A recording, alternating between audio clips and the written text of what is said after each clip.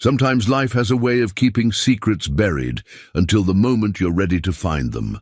For mountain man Jed Carter, that moment came when his faithful dog started digging at the base of an old pine tree.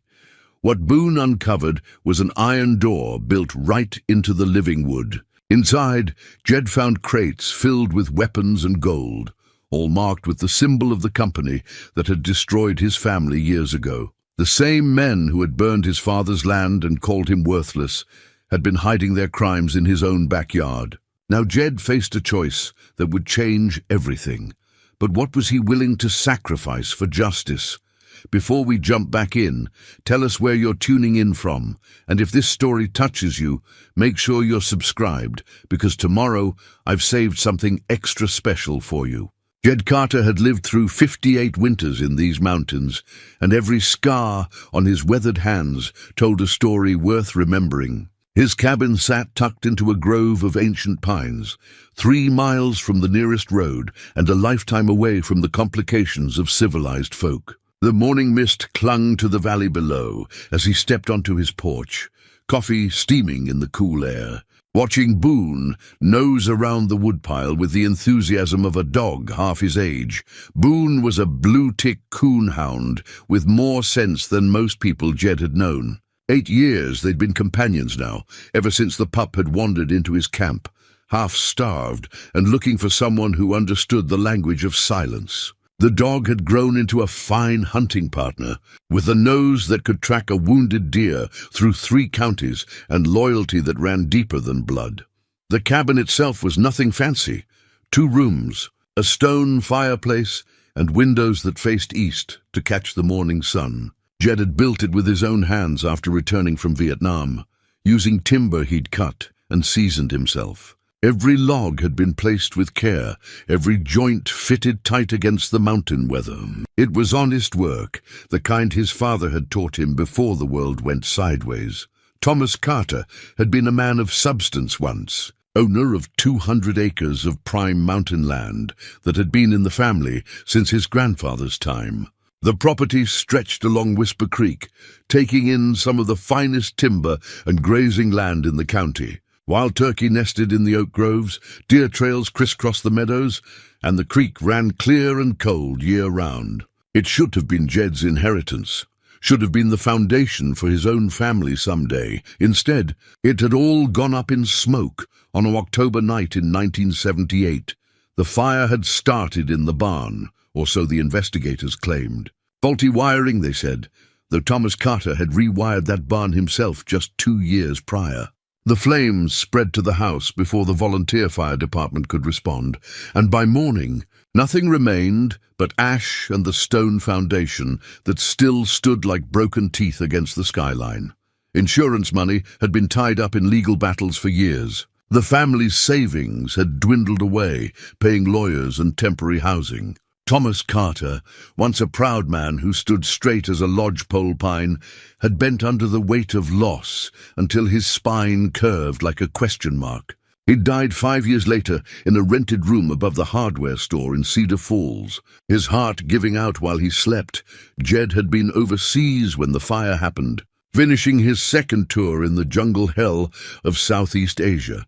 By the time he made it home, the ashes had been scattered by wind and weather, and his father was already a shadow of his former self. The army had taught Jed how to kill efficiently and quietly, but it hadn't prepared him for the sight of his father's defeated shoulders or the hollow look in his eyes. They got what they wanted, his father had said on one of his bitter days, staring out at the empty lot where the house once stood. Blackwood Mining Company made an offer 6 months before the fire. Fair price, they claimed, though it wasn't near what the land was worth. When I wouldn't sell, they said I'd regret it. Jed had pressed for details, but his father would only shake his head and change the subject. The old man seemed afraid to speak openly about Blackwood, as if saying their name too loudly might bring fresh trouble down on what remained of the Carter family. After the funeral, Jed had tried to investigate on his own, but the trail had gone cold. Company records were sealed, witnesses had moved away or developed sudden memory problems, and the local sheriff, A man named Rawlings, who drove a new truck every year despite his modest salary, claimed the case was closed. Accidental fire, nothing suspicious, time to move on. So Jed had retreated to the mountains, built his cabin on the only piece of Carter land that hadn't been sold to pay debts, and tried to make peace with the past. He'd lived simply ever since, trapping in winter, guiding hunters in fall, and keeping his own company most of the year. The people in Cedar Falls thought him strange, the crazy hermit who talked to his dog and never came to town except for supplies. He didn't mind their opinions. Most folks preferred comfortable lies to uncomfortable truths anyway. His daily routine had settled into a comfortable rhythm over the years. Up with the sun, coffee on the porch, while Boone made his morning patrol of the property. Breakfast of whatever he'd caught or shot the day before, prepared simple and eaten with gratitude. Then the day's work, tending his garden in summer, splitting firewood in fall, checking trap lines in winter, or maintaining the cabin year-round. The mountain provided everything he needed if a man knew how to listen. Wild berries in late summer, nuts in fall, fresh trout from the creek, and game trails that had been worn into the landscape by generations of deer and elk. He grew potatoes and beans in his garden, kept a small flock of chickens for eggs, and preserved enough food each year to see him through the lean months. It was an honest living, if not a wealthy one. More importantly, it was a free living, beholden to no man's schedule or demands. The army pension helped, though he'd earned every penny of it in blood and sleepless nights. He'd been a good soldier, too good perhaps. 3 Purple Hearts and a chest full of decorations he kept in a wooden box and never displayed. The skills he'd learned in the service stayed sharp, despite the peaceful years. A man didn't forget how to move silently through hostile territory, or how to read the intentions of potential enemies. These mountains held their own lessons too. 20 years of walking the same ridges and valleys had taught him every game trail, every water source, every cave and cliff and hidden meadow. He could navigate by starlight when necessary, find shelter in a storm, and disappear into the landscape like smoke if the need arose. Martha Henderson at the library in Cedar Falls was the only person who still treated him with genuine respect when he came to town. She remembered his father, remembered the family before the troubles started. And she had the long memory of a woman who'd watched 3 generations grow up in the same small community. "Your daddy was a good man, Jed," she'd told him more than once. "What happened to him wasn't right, and folks who matter know it." She'd slip him old newspapers sometimes when he visited, articles about land deals and mining rights that never made it into the regular news. Martha understood that information was power, and she believed in arming the powerless with knowledge whenever possible. The town itself had changed over the years, not always for the better. New faces appeared regularly, men in expensive trucks who didn't wave when they passed, who asked too many questions about property lines and mineral rights. The old families were selling out or moving away, and the character of the place was shifting like sand in a windstorm. Jed had learned to recognize the signs of outside pressure. Families who'd lived in the same house for generations suddenly deciding to relocate. Mysterious accidents that befell anyone who spoke too loudly about unfair treatment. Sheriff's deputies who were always too busy to investigate complaints against certain companies. It was a pattern he'd seen before, in other places where powerful interests wanted something that didn't belong to them. But this morning felt different somehow. Boone had been restless all week, whining at sounds Jed couldn't hear, prowling the perimeter of their property with the intensity of a dog sensing danger. The old hound had never been wrong about trouble before, and his instincts had saved Jed's life more than once during their years together.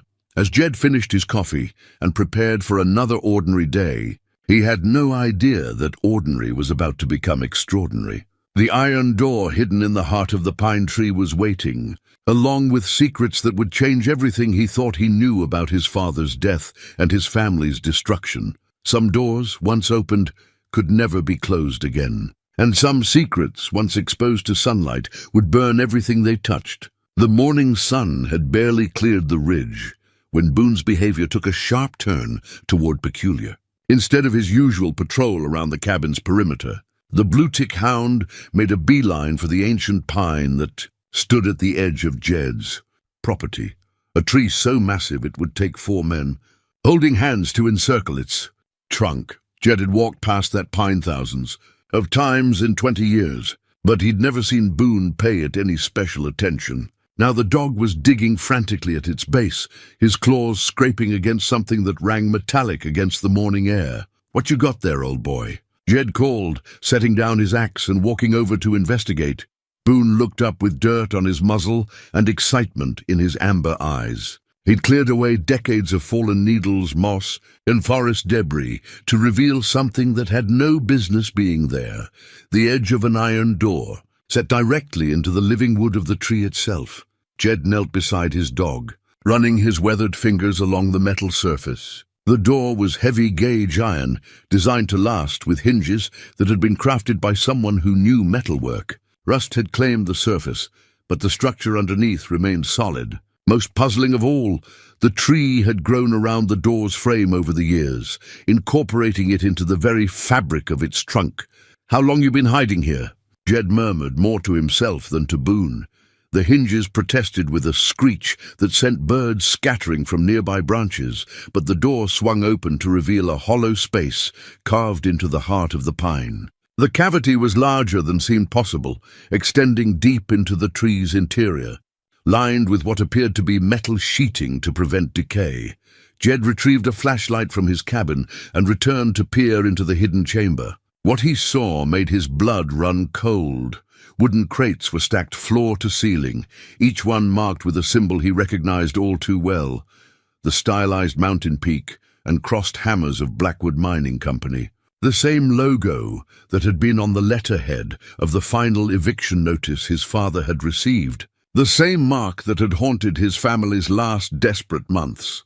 With trembling hands, Jed pulled the first crate toward the opening. The wood was dry but intact, held together with brass screws that turned easily despite their age. Inside, wrapped in oiled canvas, were rifles, military surplus by the look of them, along with boxes of ammunition and equipment that had no legitimate business purpose for a mining company. The second crate contained ledgers, thick, leather-bound books filled with entries in a precise hand, dates ranging from 1975 to 1982. Jed opened the first volume and began to read by flashlight, his anger growing with every page. The entries detailed a systematic campaign of intimidation, bribery, and outright theft. Names he recognized from his childhood appeared alongside dollar amounts and notations like "persuaded to sell" or "problem resolved permanently." Sheriff Rawlings was listed as receiving $500 monthly for administrative cooperation. Judge Morrison, who had presided over his family's insurance case, had received a new hunting cabin in exchange for favorable rulings. But it was the entry dated October 15th, 1978, that stopped Jed's heart entirely. T. Carter remains stubborn, despite escalating pressure. Property sits on richest silver vein in county according to latest surveys. Wire solution approved. JB will handle personally. Payment authorized, $2,000. The entry was signed with the initials T.B. Sr., Thomas Blackwood Sr., the company's founder and the man who had destroyed Jed's family. Jed's hands shook as he turned the page. The next entry, dated 3 days later, was brief but damning. Carter problem resolved. Insurance claims will be contested. Property acquisition can proceed spring 1979. 20 years of wandering. 20 years of his father's broken spirit. 20 years of believing it might have been an accident after all, wiped away by a few lines in a corporate ledger. The fire that had destroyed his family's life had been deliberately set by hired arsonists, ordered by men in expensive suits who saw human suffering as nothing more than a business expense. Boone whined softly, sensing his master's distress. Jed reached out to scratch the dog's ears, grateful for the anchor to the present moment. Without that touch of warmth, he might have lost himself entirely to the cold rage building in his chest. He forced himself to keep reading. The ledgers detailed similar operations across 3 counties, dozens of families driven from their land through fire, intimidation, and legal manipulation. The Hendersons, whose farm had burned 2 months after his father's place. The Kowalskis, who'd lost their timber operation to an accidental dynamite explosion. The Yamadas, whose patriarch had died in a hunting accident after refusing to sell his mineral rights. Each entry was clinical in its detail, devoid of any acknowledgement that real people were being destroyed. Children left homeless, elderly couples dying of heartbreak. Entire family legacies erased for the sake of corporate profit margins. A third crate contained photographs, proof of the conspiracy's reach and scope. Pictures of company executives shaking hands with local officials, celebrating at expensive dinners while families suffered. Images of properties before and after accidents, showing the systematic nature of the destruction. And most damning of all, photographs of the actual arsonists and saboteurs, hired muscle brought in from out of state to do Blackwood's dirty work. Jed recognized some of the faces in the photos. Men who'd been seen around town in the months before various accidents, asking questions and taking notes. The pieces of a 20-year-old puzzle were finally falling into place, and the picture they revealed was more horrible than even his darkest suspicions had imagined. But why had this evidence been hidden here, on his own property? The answer came in the final crate, maps showing the exact location of silver deposits throughout the region, with his father's land marked as the richest find. Blackwood had needed to hide their surveying equipment and documentation somewhere secure but accessible, and what better place than property they intended to acquire eventually. The irony was bitter as mountain coffee.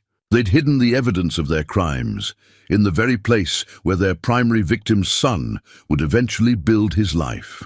As Jed sat back on his heels, the full magnitude of the discovery washed over him. This wasn't just evidence of historical crimes.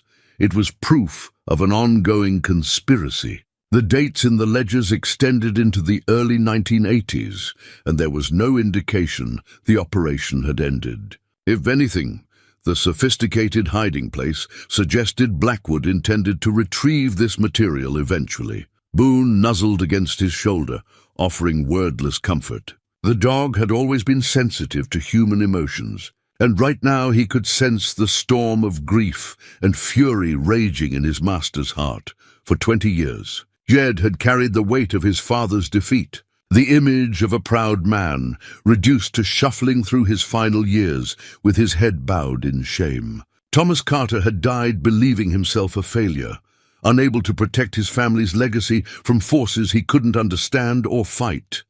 Now, Jed knew the truth. His father hadn't failed. He'd been systematically destroyed by criminals who wore business suits instead of masks, who used lawyers and bribes instead of guns and threats. The old man had fought as hard as any decent person could against an enemy that operated outside the boundaries of law and honor. As the mountain morning grew warmer around him, Jed Carter made a decision that would change the trajectory of his quiet life forever. Justice had been denied for 2 decades, but it wasn't too late to set the scales right. The men who had killed his father as surely as if they'd put a bullet in his heart were still out there, still profiting from their crimes, still destroying other families. But they'd made one crucial mistake. They'd chosen to wage war against a man who'd been trained by the United States Army to wage war back. Standing up slowly, Jed looked down at Boone with something approaching a smile. "Well, old friend, looks like our quiet days just came to an end. What do you say we remind some folks that Carter land remembers and Carter blood doesn't forget?" The blue-tick hound's tail wagged once, as if he understood perfectly. In the distance, a hawk circled high above the valley, crying out its wild call to the mountains.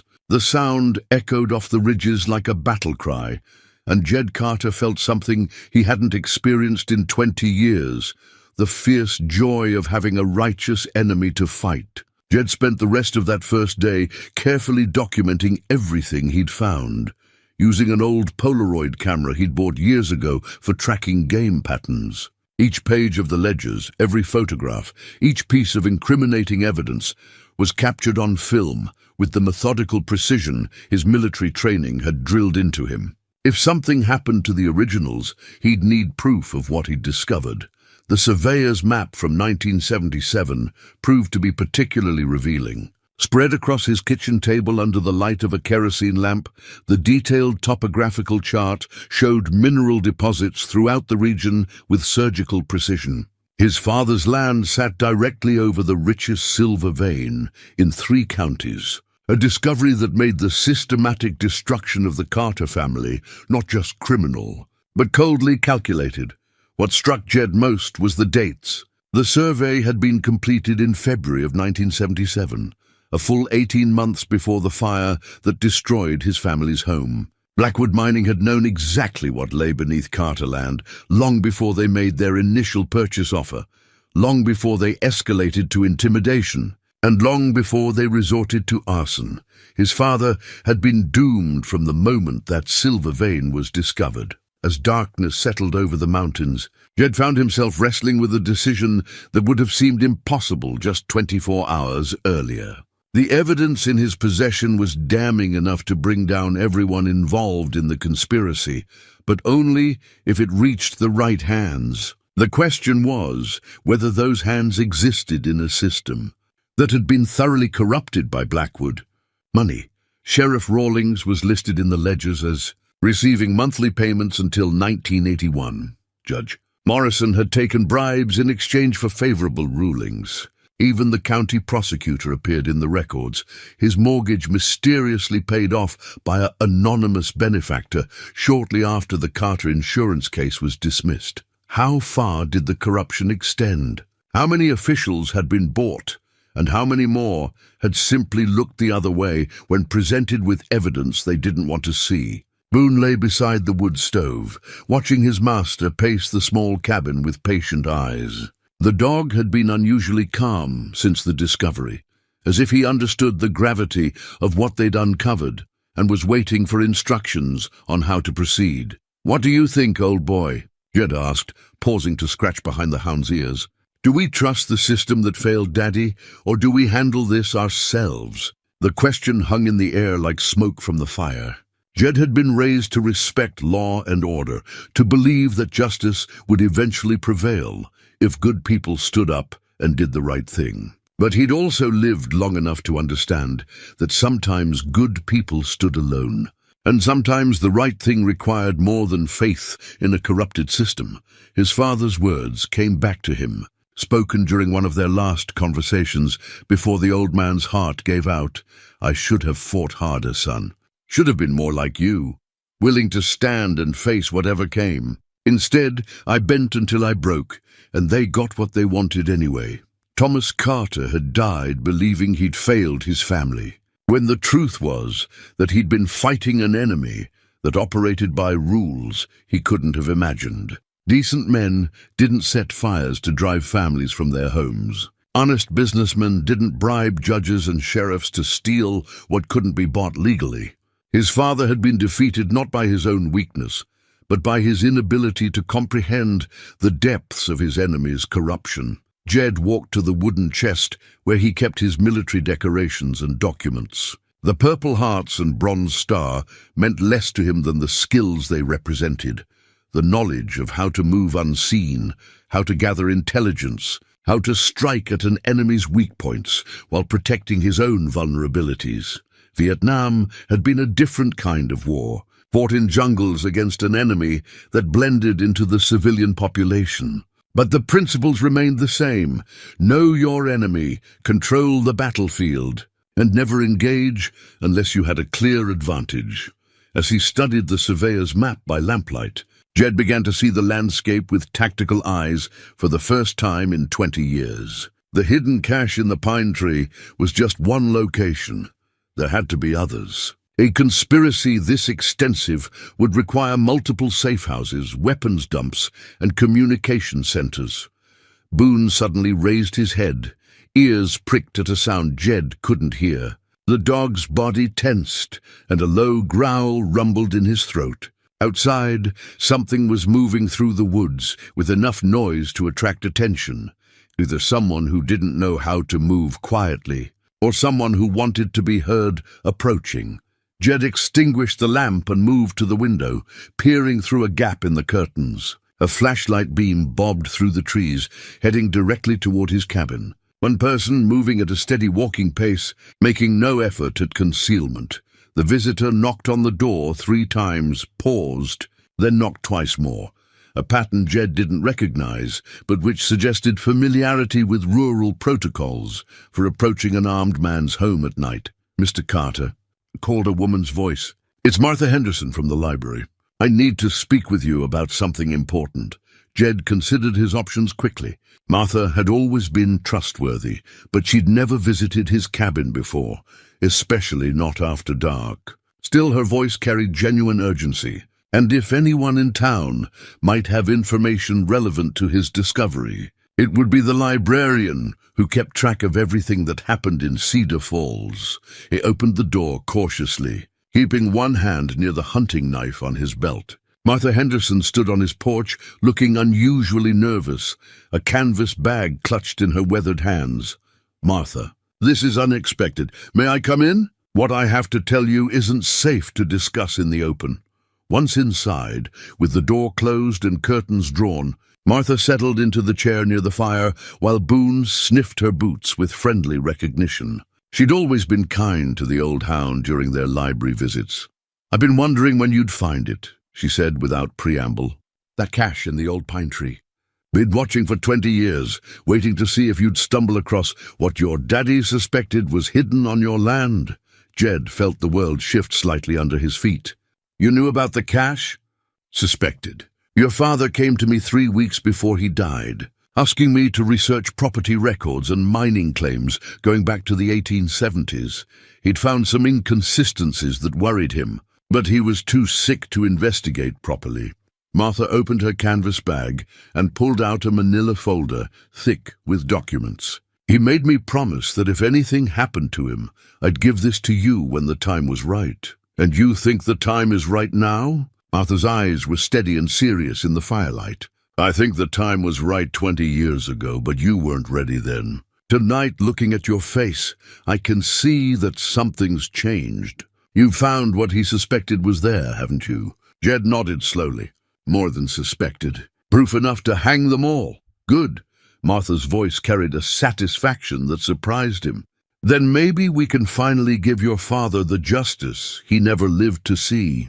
The documents Martha had brought painted an even more complex picture of the conspiracy that had destroyed his family. Her father's research had uncovered a pattern of land acquisition by Blackwood Mining that stretched back to the company's founding in 1952. Every property they'd purchased had later revealed valuable mineral deposits, suggesting either remarkable luck or extensive illegal surveying operations. "Your daddy was a careful man," Martha explained, spreading yellowed newspaper clippings across Jed's table. He started noticing things after the fire, how quick the insurance company was to deny the claim, how certain officials suddenly seemed to have more money than their salaries would explain. He couldn't prove anything, but he documented everything he observed. Among Thomas Carter's papers was something that made Jed's blood run cold: his Medal of Honor citation from Vietnam, along with a handwritten note in his father's shaky script. The note was dated just a week before the old man's death. "Son, I know you think I gave up the fight, but I never stopped believing in you. You have skills I never had, training I never received. If the time comes when talking and legal remedies fail, remember that you were decorated for extraordinary heroism under fire. Some battles can only be won by soldiers. The enemy is still out there, still hurting families like they hurt ours. Make me proud. Your loving father." Jed's hands trembled as he read the words. His father hadn't given up. He'd been preparing his son for a war he knew he couldn't fight himself. The old man had died, hoping that someday, somehow, justice would find its way to Blackwood Mining Company. "He talked about you constantly those last months," Martha said softly. "Worried that you blamed yourself for not being here when the fire happened. worried that you'd chosen isolation over engagement because of the family's troubles. But he was proud of what you'd become, Jed. Proud of your service, proud of your integrity. He believed you were the only one who could set things right. Martha helped him organize the evidence, creating a chronological timeline of Blackwood's activities. The pattern was clear. Identify valuable properties through illegal surveying. Make lowball offers, escalate to intimidation when offers were refused, and finally resort to arson or sabotage when intimidation failed. The company had perfected a system of legal theft that had made them wealthy while destroying dozens of families. The question now, Martha said, is what we do with this information. The local authorities are compromised. We know that from the ledgers you found. State officials might be honest, but they'll need overwhelming evidence to move against a company with Blackwood's resources and connections. Jed had been thinking about the same problem. His military training had taught him the importance of intelligence gathering before any operation. You didn't engage an enemy until you understood their capabilities, their weaknesses, and their likely responses to attack. I need to know what they're doing now, he said. The cache I found suggests they're still active, still planning operations. If I'm going to move against them, I need current intelligence. Martha nodded approvingly. There's been unusual activity around town the past few months. Men in expensive trucks asking questions about property values and mineral rights. The Henderson place got an offer last week, triple what the land is worth on paper. When they refused, someone suggested they might want to reconsider for their own safety. The Hendersons were in their 70s, long-time residents who'd farmed the same land for 40 years. They represented exactly the kind of vulnerable targets Blackwood had preyed upon in the past. Any other families being pressured? At least 3 that I know of. The Kowalskis' grandson came to the library asking about his grandparents' old insurance case. Seems he's inherited their timberland, and someone's been very interested in buying it. The Yamada property changed hands last month, sold by the family for what neighbors say was far below market value. Jed made mental notes of each name, each location. A picture was emerging of renewed Blackwood activity, suggesting the company was expanding operations or preparing for some major new venture. The evidence hidden in the pine tree wasn't historical curiosity. It was part of an active conspiracy. I'm going to need to get closer to their operations, Jed said. See what they're planning, who they're targeting, how they've adapted their methods over the years. Martha looked worried. That sounds dangerous. These people have already proven they're willing to kill to protect their interests. Maybe, but I have advantages they don't know about. Jed walked to his bedroom and returned with a wooden box that hadn't been opened in years. Inside, wrapped in oiled cloth, were items from his military service, night vision equipment, tactical gear, and documentation of specialized training that most civilians never knew existed. Martha examined the Medal of Honor citation with obvious respect. Extraordinary heroism in action against enemy forces. Led rescue mission through hostile territory under heavy fire, saving 12 wounded soldiers. Awarded for conspicuous gallantry and intrepidity at the risk of life above and beyond the call of duty. She looked up at Jed with new understanding. You weren't just a regular soldier. Special forces. 3 tours, mostly classified operations. Jed had never spoken about his service in detail, even to his father. Some experiences were too dark to share with civilians, some skills too dangerous to discuss casually. Point is, I know how to gather intelligence without being detected, how to move through hostile territory, how to strike at an enemy's weak points. And you think Blackwood Mining Company qualifies as hostile territory? Jed thought about his father's broken spirit, about families driven from their homes by deliberate fires, about corrupt officials taking bribes while decent people suffered. I think they declared war on innocent families 20 years ago. They just didn't expect anyone to be capable of fighting back. As Martha prepared to leave, she handed him one final document, a map of Cedar Falls and the surrounding area, marked with locations where unusual activity had been reported. Be careful, Jed.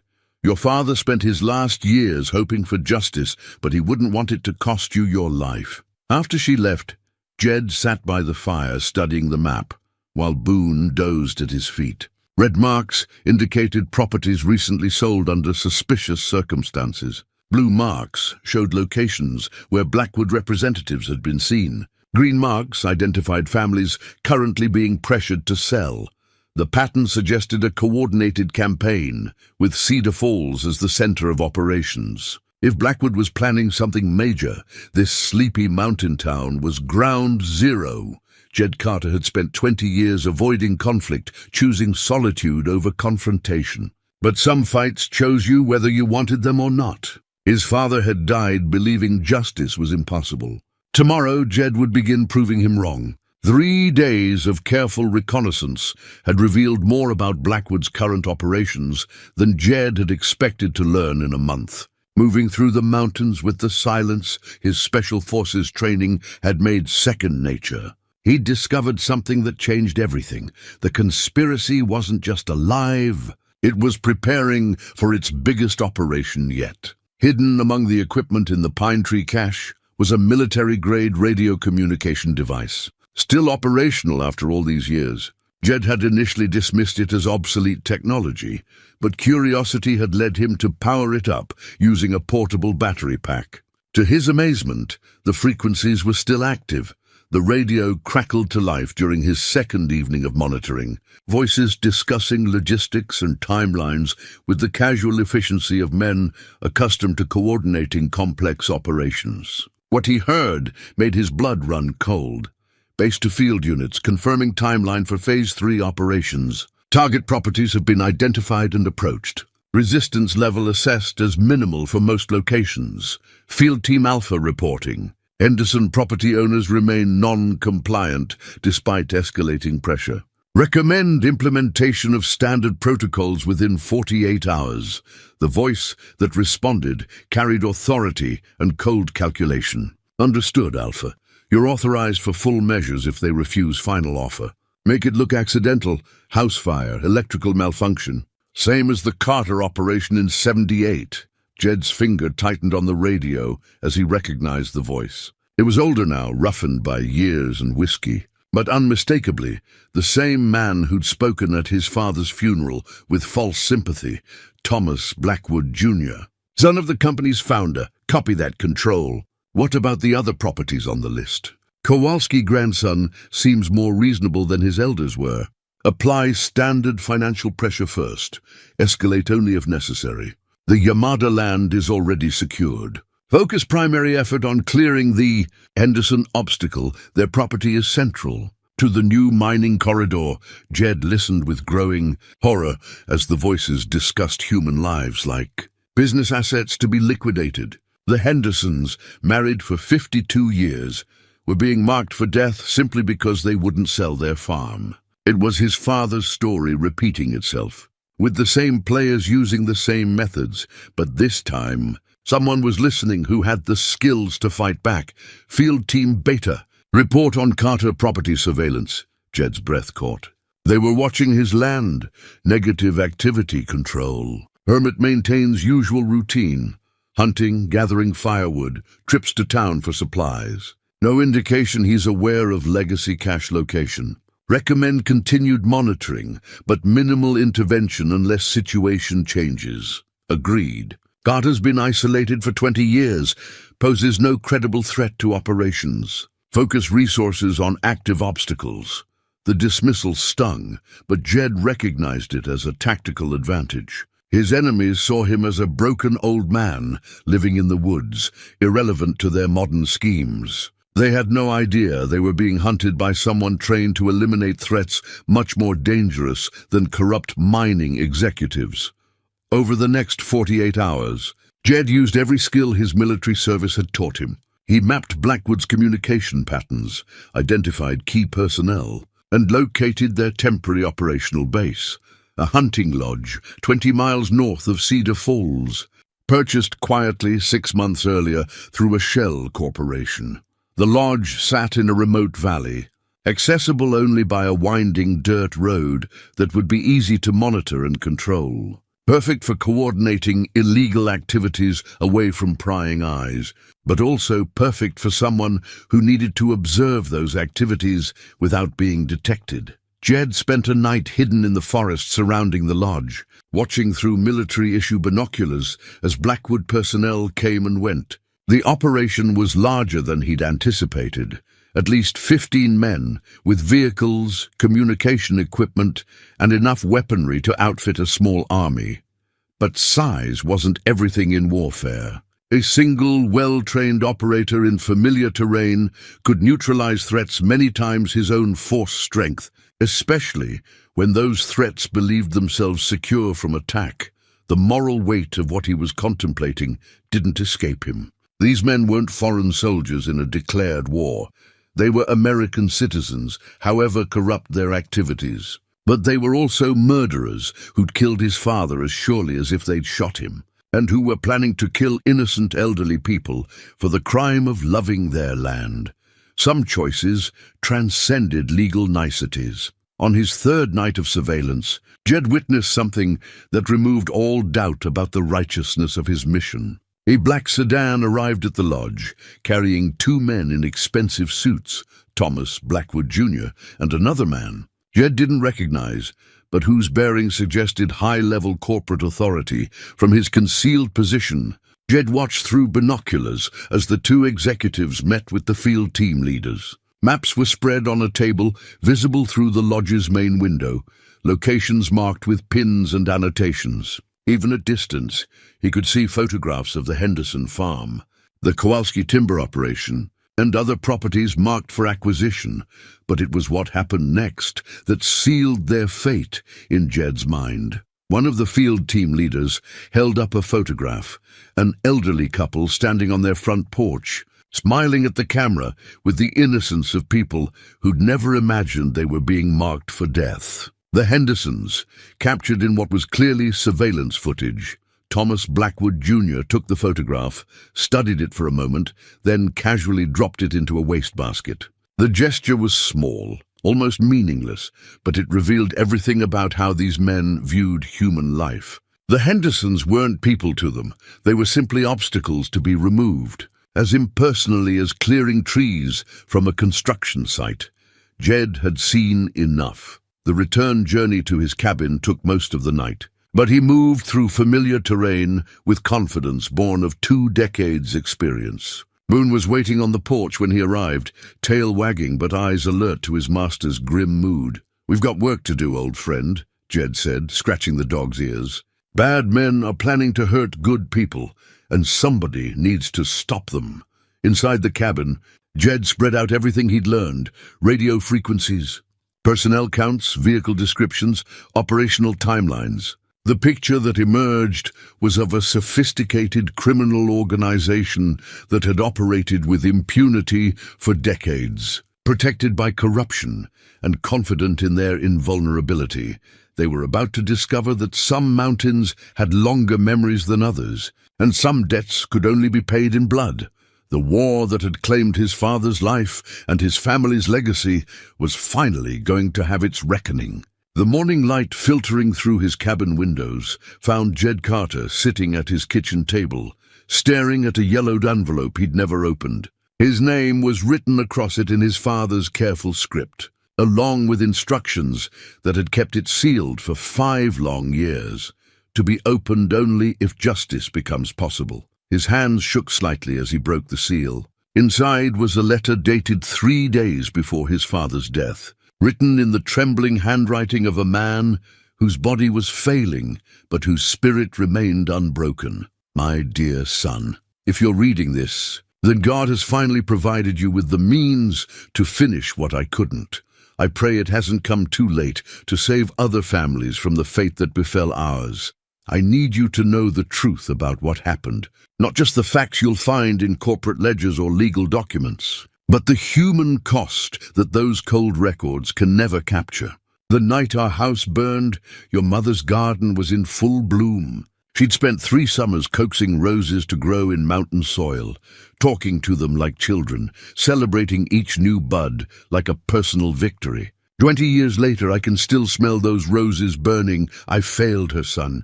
Failed you and your sister, and every good thing our family represented. Not because I lacked courage, but because I couldn't comprehend the nature of our enemies.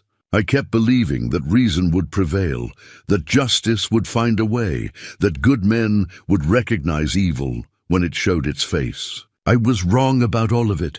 The men who destroyed us don't think like decent people. They see suffering as acceptable collateral damage in pursuit of profit. They view human dignity as a commodity to be purchased or eliminated as market conditions require. Fighting them with honor is like bringing a prayer book to a gunfight, noble but ultimately useless. You have skills I never possessed, training that prepared you for a different kind of war. If the time comes when talking and legal remedies have been exhausted, remember that some enemies can only be stopped by force. The innocent deserve protection, even if that protection requires terrible choices from good men.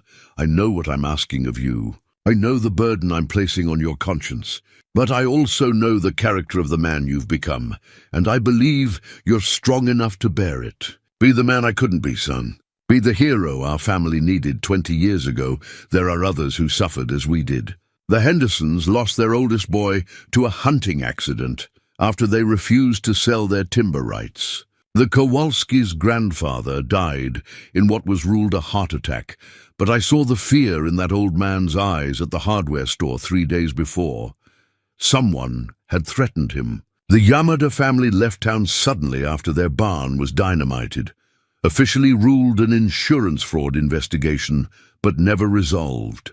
Find them if you can. Help them if they'll let you. Show them that justice delayed doesn't have to mean justice denied. I love you, son.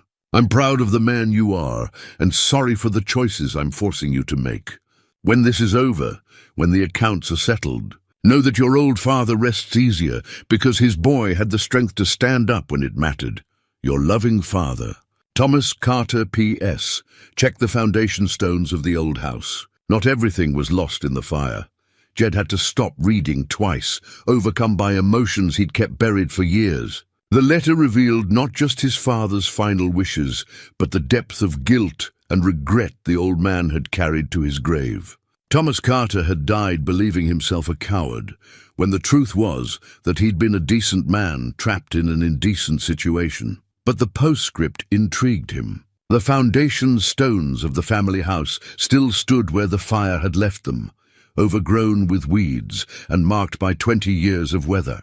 If his father had hidden something there, it had survived whatever Blackwood's men had searched for in the aftermath of the fire. The journey to the old homestead took an hour on foot, with Boone ranging ahead and circling back like he remembered this place from some ancestral memory.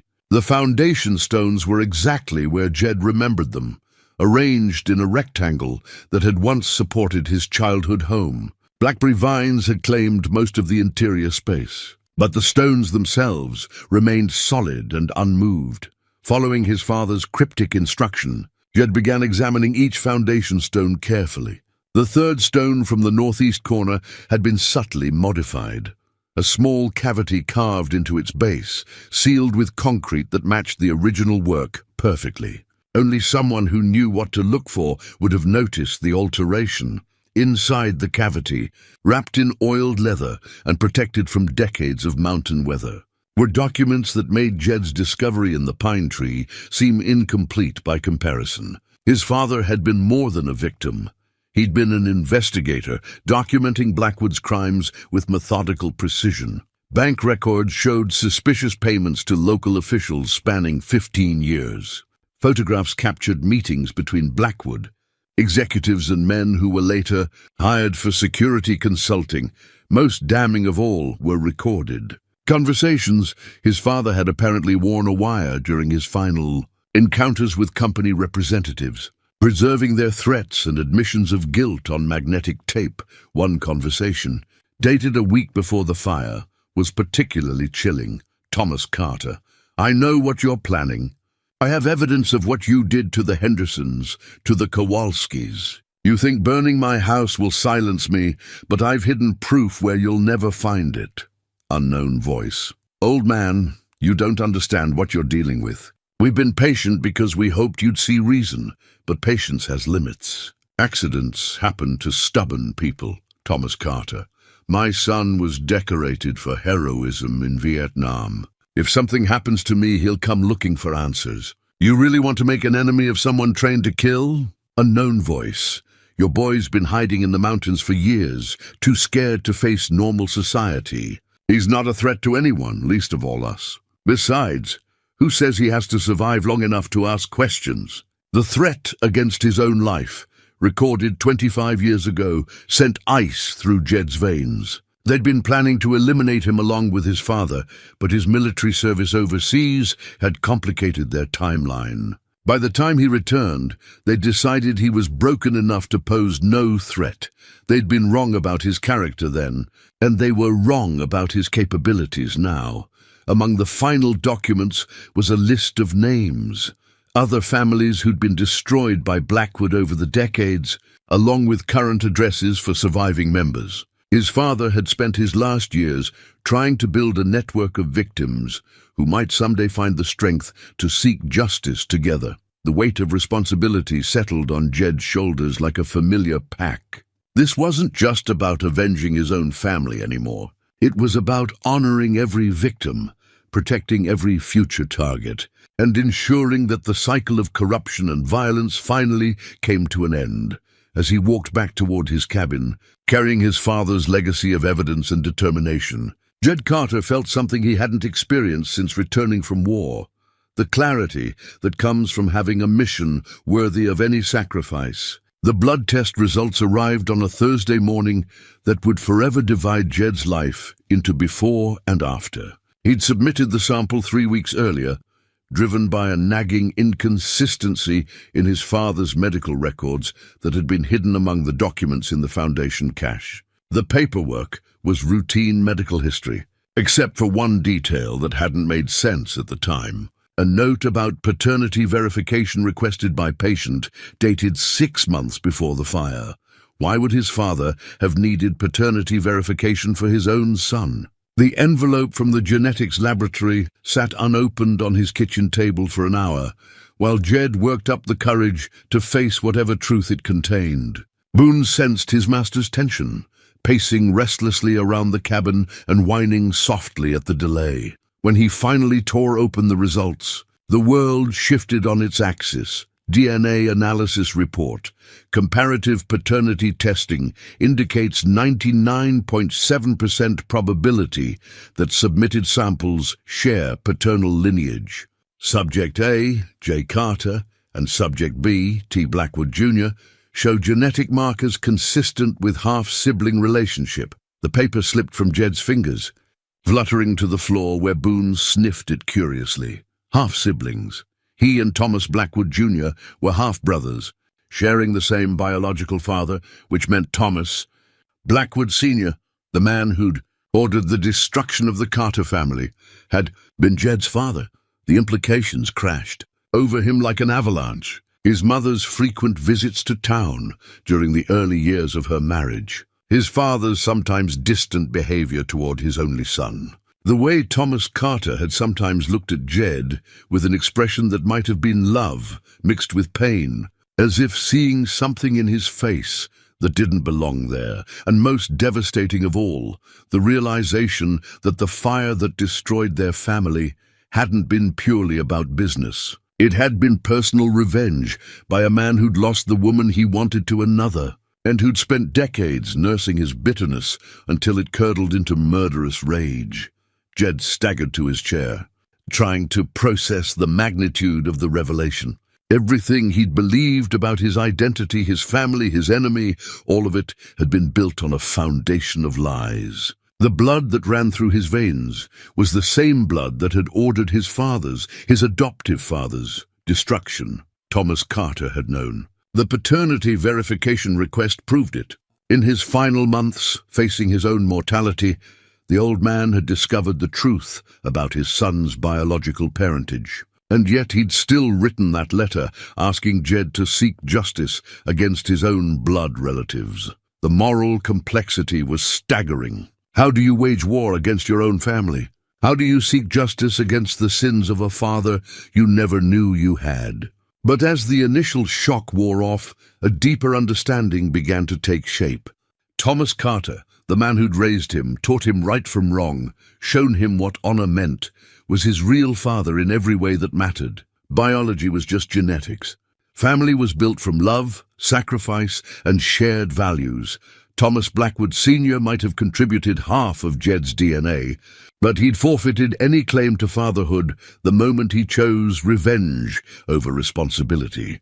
A real father protected his children, even the ones born from complicated circumstances. He didn't order their destruction to satisfy his wounded pride. The revelation also explained things that had puzzled Jed for years. His natural aptitude for strategic thinking, his ability to read people's motivations and predict their behavior, his instinctive understanding of how power and corruption operated. These might have been inherited traits from a man who'd built a criminal empire through cunning and ruthlessness. But those same abilities could be turned toward justice instead of exploitation, toward protecting the innocent instead of destroying them. Jed retrieved the DNA report from the floor and studied it again, looking for any possibility of error. The science was clear and unambiguous. Thomas Blackwood Jr., the man currently planning to murder the Henderson family, was his half-brother. They shared the same biological father, the same genetic legacy, the same family name they'd never both carried. Did Thomas Jr. know? Had his father ever told him about the affair with Eleanor Carter, about the son who'd grown up believing himself something he wasn't? Or was Thomas Jr. as ignorant of their relationship as Jed had been until this moment? The answer mattered, because it would determine how Jed approached the coming confrontation. Fighting a stranger who happened to share your genetics was one thing. Fighting someone who knew you were family and had chosen evil anyway was something else entirely. From his father's, Thomas Carter's, research, Jed knew that Thomas Jr. had joined the family business straight from college, showing none of the reluctance or moral questioning that might have indicated a decent man trapped by family expectations. He'd embraced the corruption, refined it, and expanded it into new territories and more sophisticated methods. Blood didn't guarantee character, and shared genetics didn't create obligations to tolerate evil.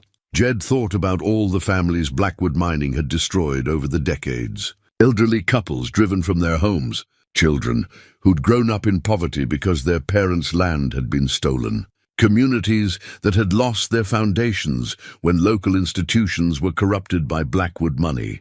How many of those victims might have been his half-siblings too? If Thomas Blackwood Sr.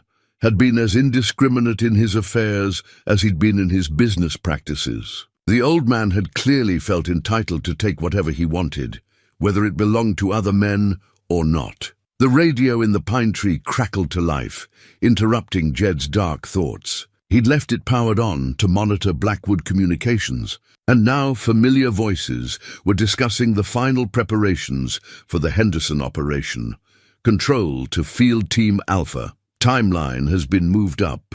Execute Henderson solution tonight, 0200 hours. Weather forecast shows storms moving in tomorrow. Perfect cover for electrical fire scenario. Jed's blood went cold. They were planning to murder his father's friends, his real father's friends, in less than 10 hours. Whatever existential crisis the DNA results had triggered, it would have to wait. Innocent lives hung in the balance, and he was the only person in position to save them. But the revelation changed his tactical approach in fundamental ways. This wasn't just about stopping criminals anymore.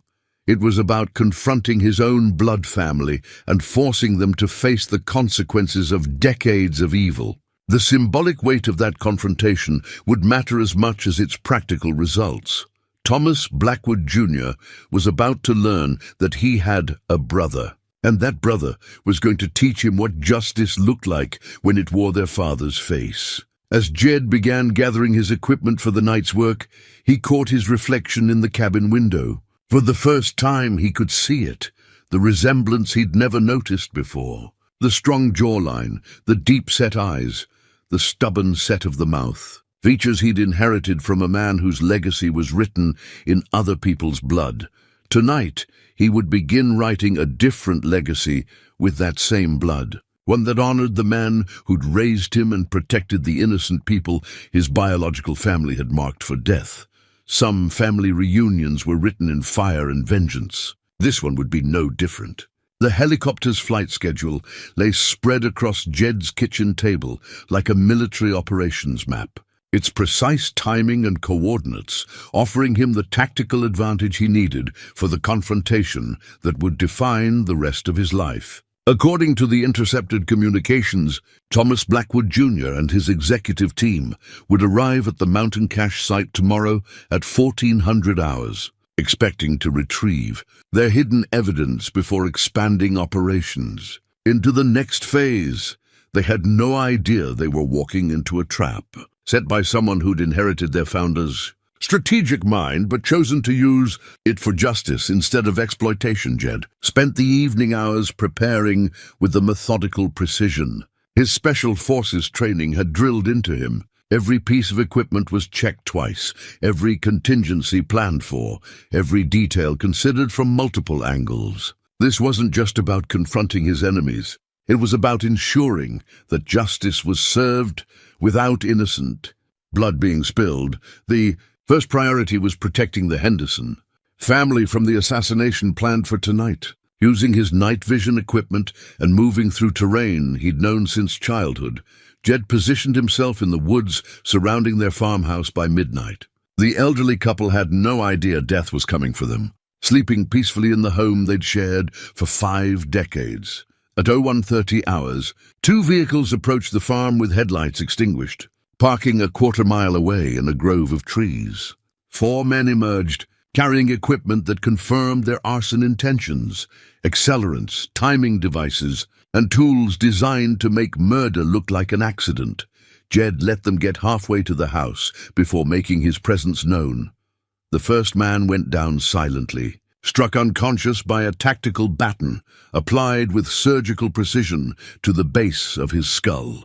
The second man managed to shout a warning before Jed's chokehold cut off his air supply and dropped him into darkness. The third and fourth men had time to draw weapons, but they were fighting in unfamiliar territory against someone who could navigate these woods blindfolded. 20 minutes later, all 4 would-be assassins were secured with zip-tie restraints. Their weapons confiscated, their mission ended before it could begin. Jed used their own radio to contact their base, mimicking the voice of the team leader he'd just neutralized. "Control, this is Alpha Team. Mission aborted due to unexpected complications. Returning to base for new instructions." The response crackled through the radio with irritation. "Understood. Alpha, report to Control for debriefing at 800. We'll reschedule for tomorrow night. By morning, the Henderson family would be safely relocated, and Blackwood's timeline would be in chaos. More importantly, 4 hired killers would be awakening in the Cedar Falls Sheriff's Office, along with enough evidence of their assassination plot to trigger state and federal investigations that no amount of local corruption could suppress. Jed had contacted Martha Henderson before beginning his night's work, using her network of library connections to arrange protective custody for vulnerable families and media attention that would make any further accidents impossible to cover up. Sometimes the best weapon against corruption was sunlight, but the real confrontation would come tomorrow, when Thomas Blackwood Jr. arrived to find his carefully planned operation in ruins and his half-brother waiting with 25 years of questions that demanded answers. The morning hours were spent making final preparations at the cache site. Jed positioned cameras to record everything that would happen, ensuring that whatever truths emerged would be preserved for history. He set up defensive positions that would give him tactical advantages while preventing his enemies from escaping before justice was served. Most importantly, he prepared himself emotionally for the revelation he would have to make. Thomas Blackwood Jr. was going to learn that he had a brother, and that brother was going to hold him accountable for decades of family crimes. The psychological impact of that revelation might be as devastating as any physical confrontation. At noon, Jed retrieved the items that would define the confrontation: his father's final letter, the DNA test results, and the complete archive of evidence documenting Blackwood's crimes. He also brought something else: a photograph of Thomas Carter taken a month before his death, showing the broken man who died believing himself a failure. "This is for you, Dad," Jed said quietly, touching the worn picture. "Time to show them what Carter honor really means." Boone sensed the gravity of the moment, staying close to his master's side as they took positions overlooking the cache site. The old hound had been Jed's constant companion through years of peaceful mountain living, but his instincts remembered older purposes. Today he would be a warrior's dog again, alert and ready for whatever violence might come. The sound of rotor blades echoed off the canyon walls at precisely 1400 hours, announcing the arrival of enemies who believed themselves invulnerable. The helicopter was expensive and well-maintained, the kind of aircraft that successful criminals used when they needed to travel quickly and discreetly. As it settled into the clearing near the pine tree, Jed could see 4 figures inside: Thomas Blackwood Jr., 2 bodyguards, and a man in an expensive suit who was probably the company's current attorney. They emerged from the aircraft with the confidence of people who'd never faced serious opposition, never imagined that their victims might fight back with weapons more sophisticated than lawyers and legal briefs. Thomas Jr. looked older than his 55 years, his face lined by decades of making decisions that required him to ignore his conscience. He wore the expression of a man who'd convinced himself that wealth justified any method used to acquire it. That power made him exempt from the moral constraints that governed lesser people. But there was something else in his bearing that caught Jed's attention, a subtle resemblance that was now impossible to ignore. The way he held his head when surveying the terrain, the methodical manner in which he examined the cache site, the strategic thinking that was clearly evaluating threats and opportunities with practiced efficiency. They were indeed related, sharing not just genetics, but inherited patterns of thought and behavior. The difference was that Jed had been raised by a man who taught him to use those abilities in service of justice rather than exploitation. From his concealed position, Jed watched his half-brother approach the iron door in the pine tree, expecting to find his father's legacy of evidence safely hidden and ready for retrieval. Instead, Thomas Jr. would discover that the cache had been emptied, its contents now in the hands of someone who understood their true significance. The moment of revelation was approaching, the confrontation that would force both men to face the consequences of choices made by previous generations and the responsibilities that came with shared blood. Justice had been delayed for 25 years, but it would not be denied any longer. As Jed prepared to step out of concealment and announce his presence, he felt the weight of his father's expectations, the hopes of all the victims who'd suffered in silence, and the moral obligation to ensure that the cycle of violence and corruption finally ended with this generation. Some family reunions were written in blood and fire. This one would determine whether that blood served justice or continued feeding an endless cycle of vengeance. The time for hiding was over. The reckoning had begun. Thomas Blackwood Jr. stood motionless beside the empty iron door, his face cycling through confusion, anger, and something approaching fear as he realized the magnitude of what had happened. The cache that had protected his family's darkest secrets for decades had been stripped clean, leaving nothing but bare metal and the lingering scent of old paper and leather. Looking for something. Jed's voice carried across the clearing with the calm authority of a man who held all the cards.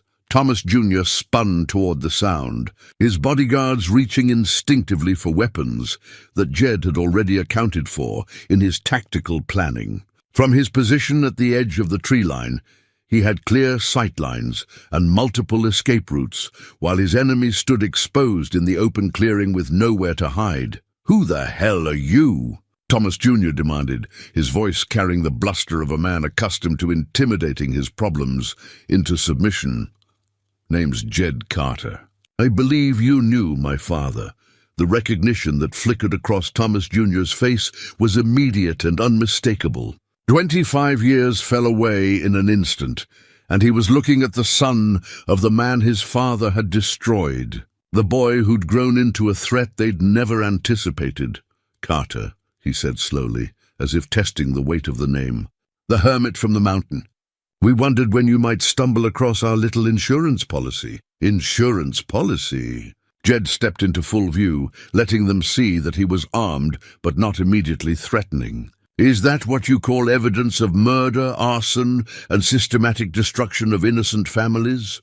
Thomas Jr.'s attorney moved closer to his client, whispering urgent advice about not admitting to anything without legal counsel present. But Thomas Jr. waved him off with the arrogance of a man who'd never faced consequences for his actions. "Whatever you think you found, Carter, it won't matter. Local authorities are in our pocket, state officials can be bought or discredited, and you're just a crazy old hermit whose word means nothing against a respected business operation." Jed reached into his jacket and withdrew a small digital recorder, holding it where everyone could see. "Then I suppose you won't mind if I record this conversation for posterity. Say hello to the folks at the FBI, Thomas. They're very interested in hearing what you have to say." For the first time, genuine alarm crossed Thomas Jr.'s features. The federal authorities couldn't be bought as easily as local officials, and recorded confessions had a way of ending careers and freedom alike. "You're bluffing. Nobody's listening to this. Maybe last night's failed assassination attempt on the Henderson family triggered some very uncomfortable questions from people who can't be bribed or threatened." Jed's smile was cold as mountain water. "Your boys are sitting in federal custody right now, singing songs about who hired them and what they were paid to do. Turns out professional killers aren't very loyal when they're facing life sentences." The blood drained from Thomas Jr.'s face as he realized the scope of the disaster. The Henderson operation had been critical to their expansion plans, and its failure meant exposure on multiple fronts. Worse, if their hired assassins were talking to federal agents, the entire conspiracy could unravel within days. "What do you want, Carter?" "Justice, accountability, an end to the cycle of violence your family has perpetrated for decades." Jed pulled out a folder thick with documents and photographs. "But first I want you to see something that's going to change how you think about this whole situation." He opened the folder and withdrew a photograph. Thomas Blackwood, Sr., standing beside a young woman with kind eyes and gentle features. Eleanor Carter, taken months before her marriage to the man who'd raised Jed as his own son. Recognize her? Thomas Jr. studied the photograph, confusion replacing his earlier defiance. "That's my father with some woman." "So what?" "That woman was Eleanor Carter, my mother." Jed let the words hang in the mountain air like smoke from a dying fire. "Which makes us brothers, Thomas. Half-brothers, to be precise." The revelation hit Thomas Jr. like a physical blow. He staggered backward, his face cycling through disbelief, recognition, and horrified understanding as the implications crashed over him. The resemblance he'd noticed but dismissed, the strategic thinking patterns they shared, the way Jed's voice carried inflections that reminded him of family conversations from decades past. "That's impossible," he whispered, but his voice lacked conviction. The truth was written in their shared features, in the genetic markers that couldn't lie, in the family documents Jed had discovered. DNA doesn't lie. "Brother," Jed withdrew the laboratory report and held it out. 99.7% probability that we share the same father, the same blood, the same legacy of choices that led us to this moment. Thomas Jr.'s attorney was backing away from the group, recognizing that he'd stumbled into something far beyond his expertise. Family blood feuds with criminal implications were outside his comfort zone, especially when they involved armed confrontations in remote mountain locations. "So, what happens now?" Thomas Jr. asked, his voice barely audible above the mountain wind. "Now you get to choose," Jed replied, his hand resting on the evidence folder that could destroy everything the Blackwood name represented. "Justice, or the consequences of refusing it?" Thomas Jr. stood in stunned silence for long minutes, the DNA report trembling in his hands as he processed the magnitude of what his family's crimes had cost. Not just the destruction of innocent families, but the corruption of his own blood, a half-brother raised as an enemy because of choices made before either of them was old enough to understand their consequences. "He never told me," Thomas Jr. finally whispered, his voice hollow with betrayal.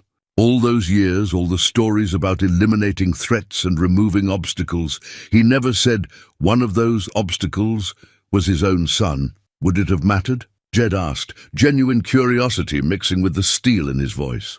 "If you'd known we were related, would you have tried to stop the murders, the arson, the systematic destruction of families whose only crime was refusing to be victims?" The question hung between them like a sword blade, cutting to the heart of moral choices that couldn't be undone. Thomas Jr.'s bodyguards had backed away from the confrontation, recognizing that this was beyond their pay grade and expertise.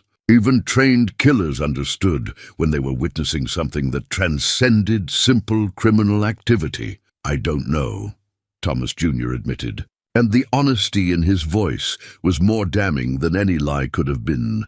"I was raised to see business as war, taught that weakness was the only real sin. Sentiment was for people who couldn't afford to make hard choices. And burning down houses with sleeping families inside, that was a hard choice or just good business." Thomas Jr. flinched as if struck. The fires were set when buildings were empty. Families were given time to evacuate. No one was supposed to die. Tell that to the Henderson boy who died in what you called a hunting accident. Tell it to old man Kowalski, whose heart gave out from the stress of losing everything he'd worked for. Tell it to my father, who spent his last years broken and ashamed because he couldn't protect his family from monsters wearing business suits. Each word hit Thomas Jr. like a physical blow, forcing him to confront the human cost of decisions he'd made from boardroom tables and executive offices. The clinical language of corporate strategy couldn't disguise the reality of lives destroyed, dreams shattered, and futures stolen.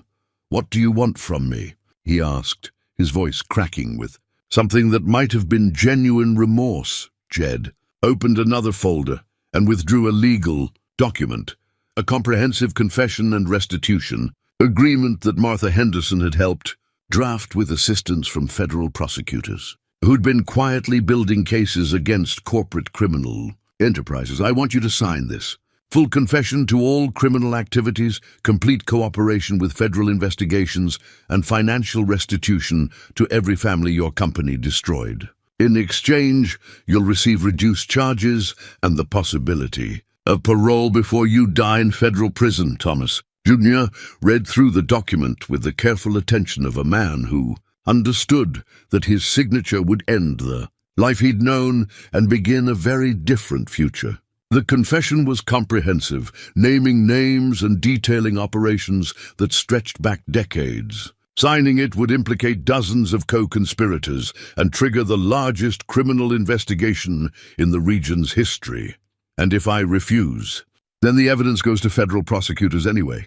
Your hired killers continue singing their songs to avoid life sentences, and you face charges without the benefit of cooperation agreements." Jed's voice was steady, implacable. "The only difference is whether you help clean up the mess your family made, or whether you go down fighting for a legacy built on other people's suffering." Thomas Jr.'s attorney tried one last time to intervene, warning about the legal implications of signing such a comprehensive confession. But Thomas Jr. waved him off, his attention focused entirely on his half-brother's face, searching for some sign of mercy or understanding. "We're family," he said desperately. "Blood means something." "Surely that counts for something." "It does," Jed agreed. "It means I'm giving you a chance to choose redemption over destruction. It means I'm offering you the opportunity to make amends instead of simply destroying you the way your father destroyed mine.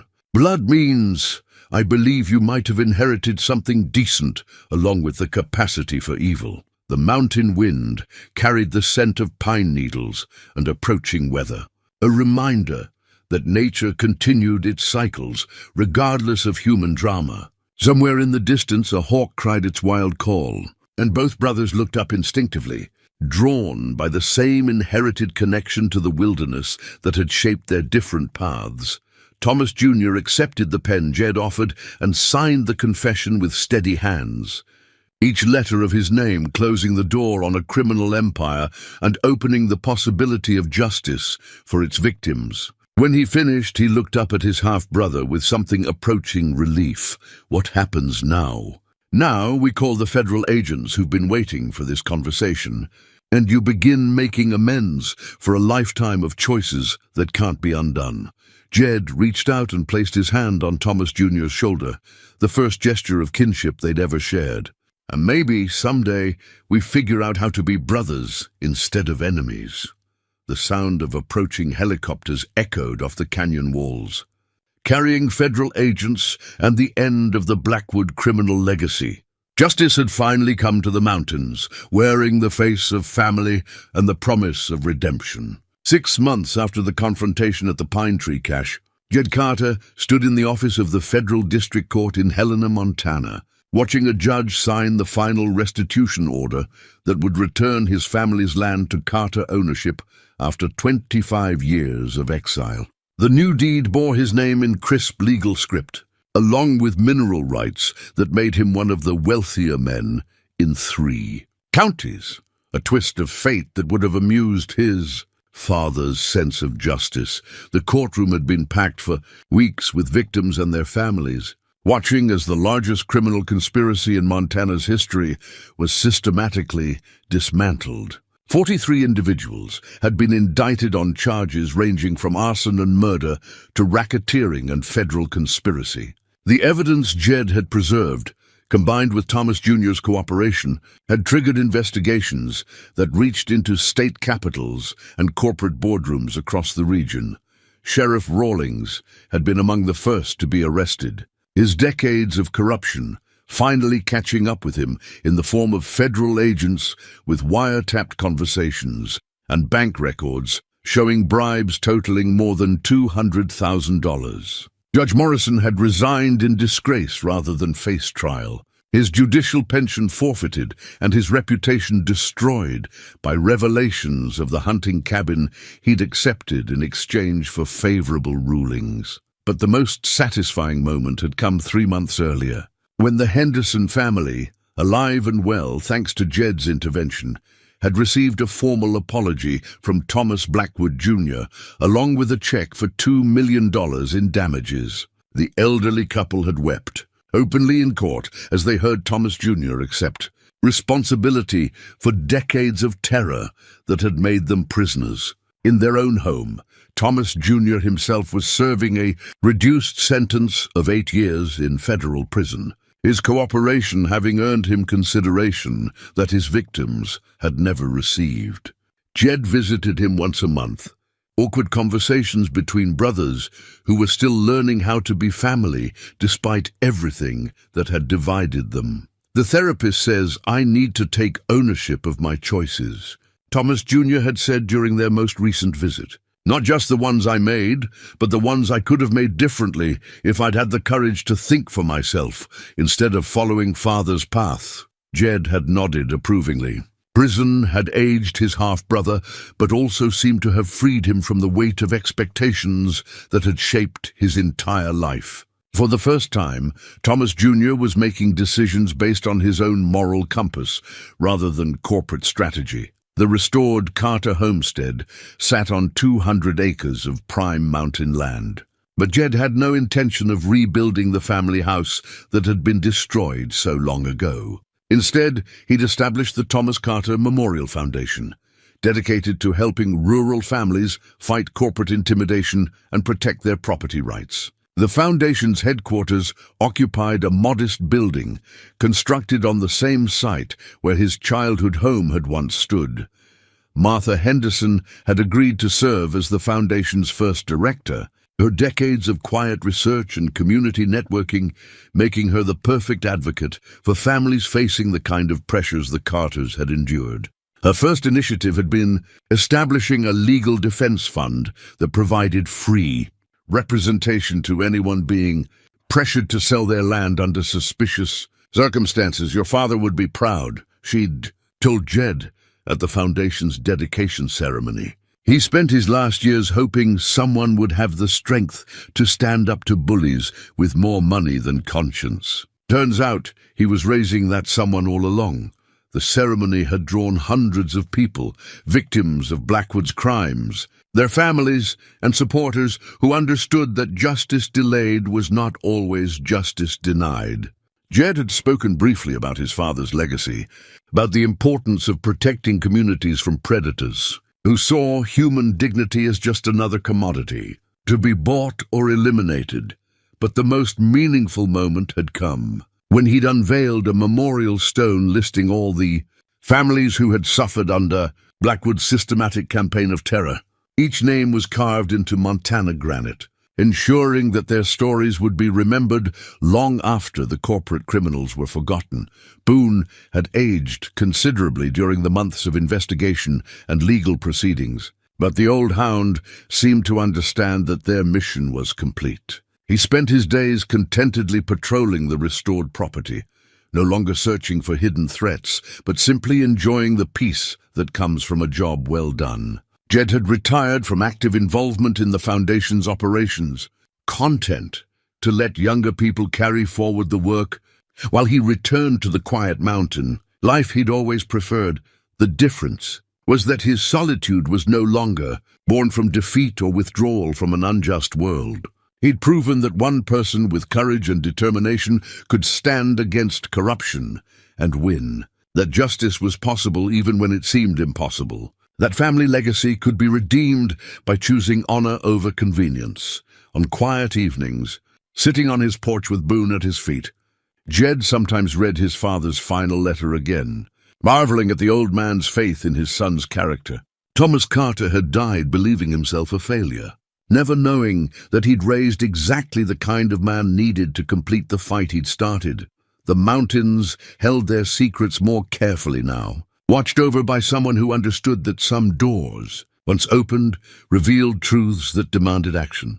The Blackwood criminal empire was finished, its victims compensated, and its perpetrators held accountable. But more importantly, the principle had been established that wealth and power could not shield evil from consequences forever. As the sun set behind the western ridges, painting the sky in shades of gold and crimson, Jed Carter felt something his father had never lived to experience. The deep satisfaction that comes from seeing justice served and knowing that future generations would be protected from the kind of predators who had once roamed these mountains with impunity. Some legacies were written in blood and suffering.